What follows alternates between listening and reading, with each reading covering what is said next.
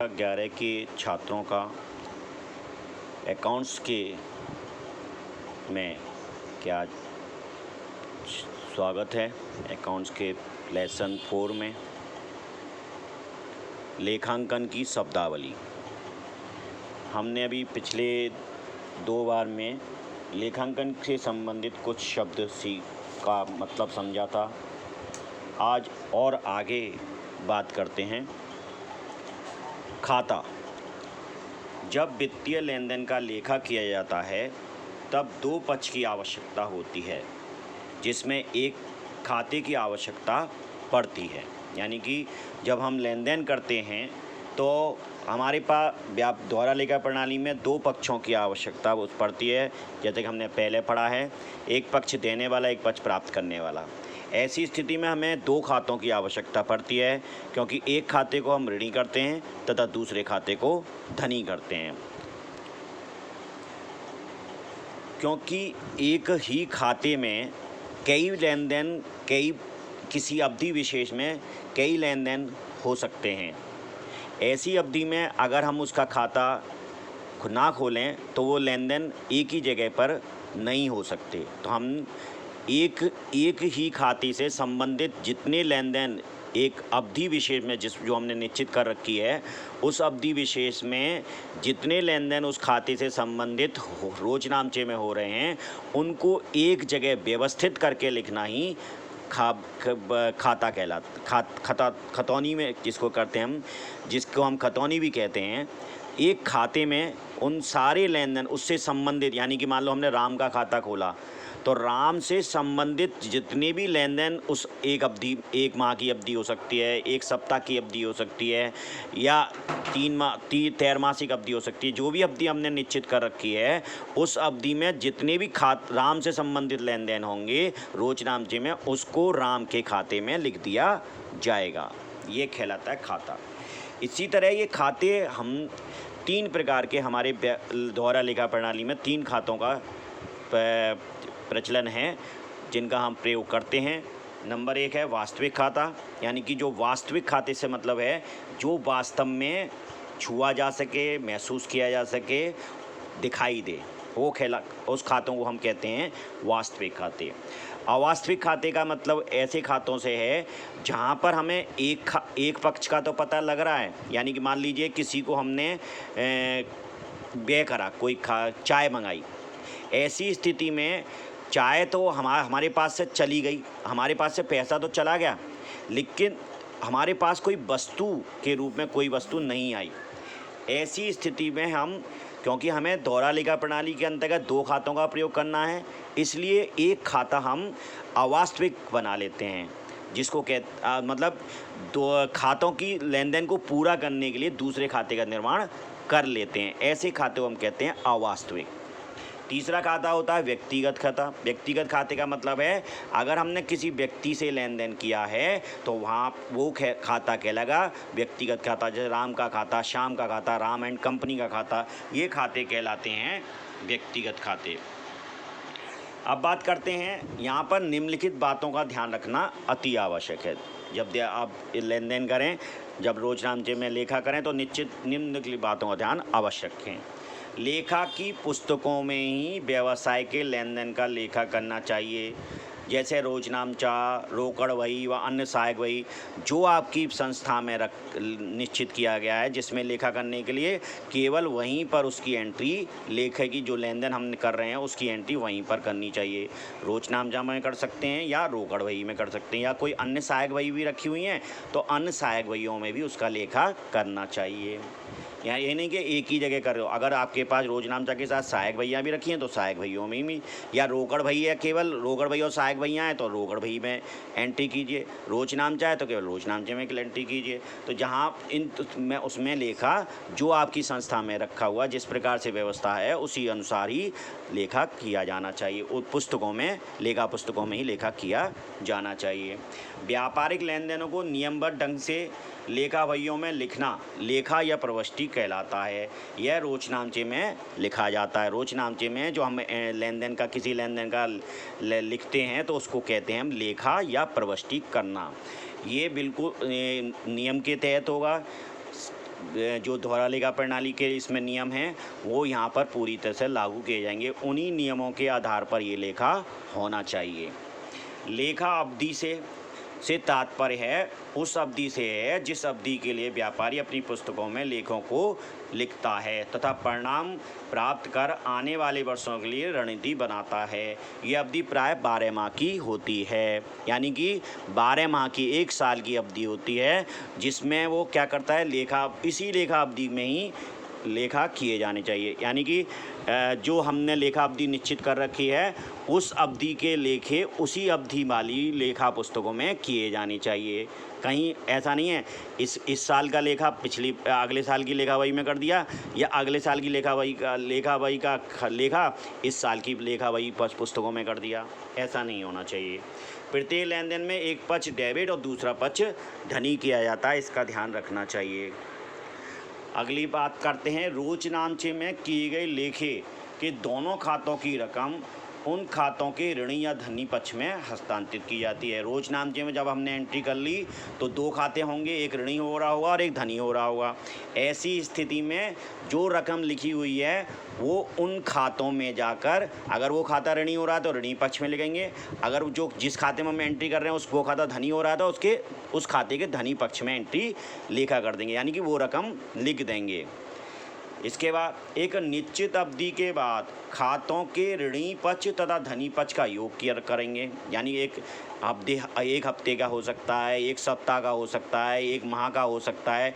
जो अवधि हमने निश्चित कर रखी है उस अवधि के अनुसार ही उस खाते का योग करेंगे, दोनों तरफ का, धनी पक्ष का भी और ऋणी पक्ष का, यानी कि सारे उस खाते के संबंधी जितने भी लेन देन हैं उन सबों का लेखा करने के बाद, यानी कि रकम हस्तांतरित करने के बाद तब हम क्या करेंगे, ऋणी और धनी पक्ष का दोनों तरफ का टोटल करेंगे, योग करेंगे।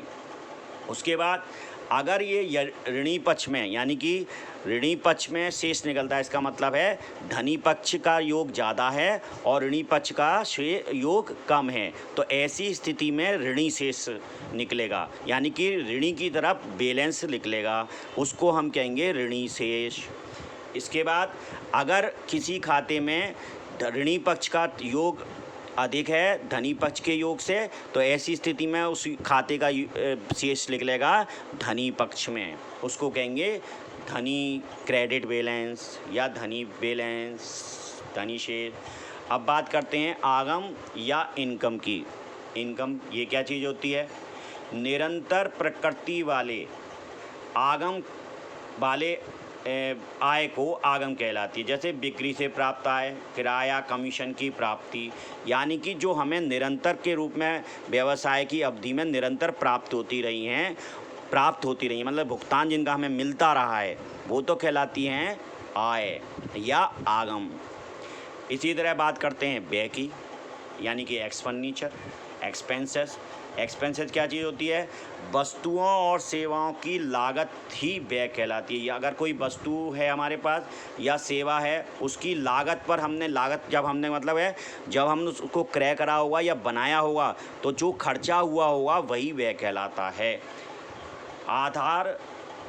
अर्थात इसके लिए किया गया भुगतान एक प्रकार से पूंजी में कमी करता है। जैसे हमने माल खरीदा, ऐसी स्थिति में हमारे पास से रोकड़ गई होगी, यानी कि पूंजी गई होगी।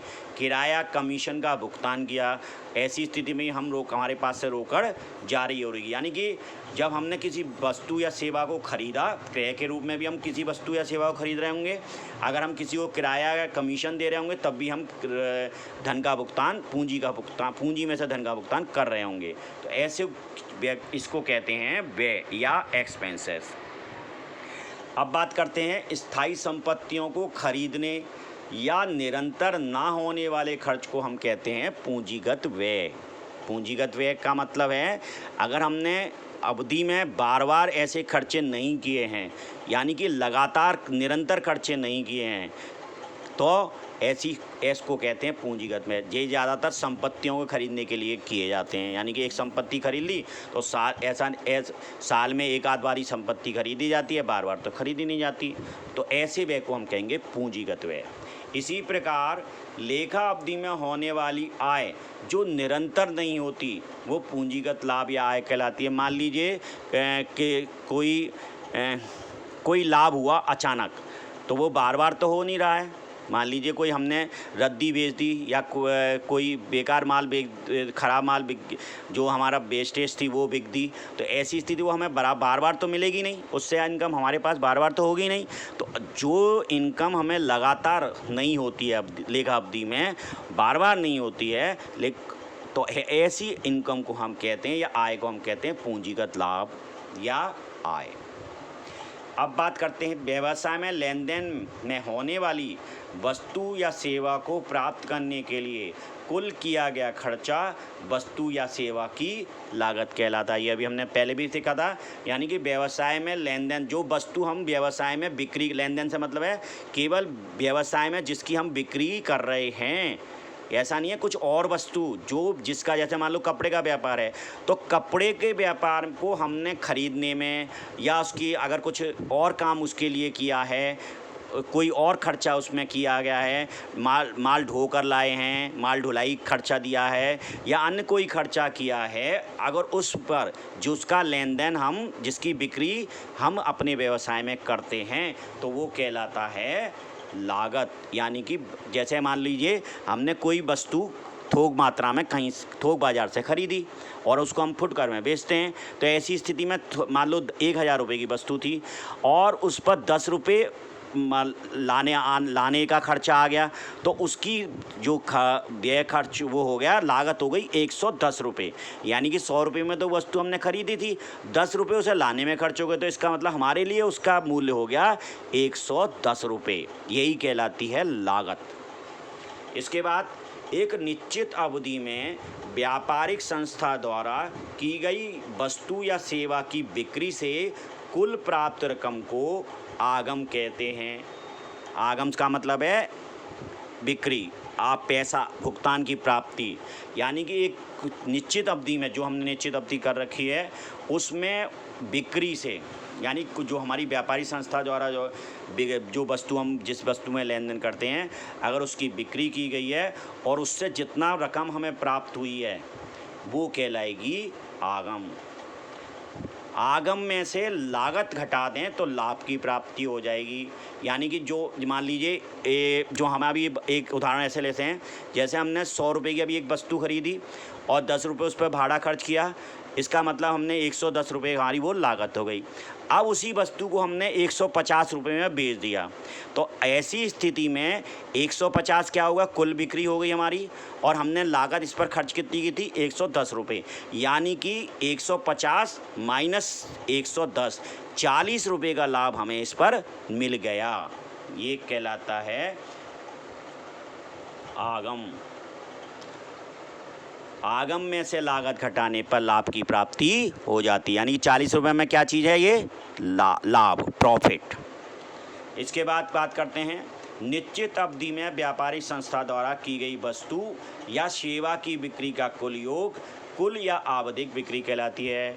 यानी कि जो अभी बिक्री की बात कर रहे थे हम, जो पूरे निश्चित अवधि में, एक निश्चित अवधि जो हमने निश्चित कर रखी है, उसमें बिक्री, अब हम जिस संस्था जिस वस्तु का विक्रय करती है या लेन देन करती है, उस अवधि में जितना भी बिक्री से प्राप्त रकम हुई है हमें, वो कहलाती है कुल या आवधिक बिक्री।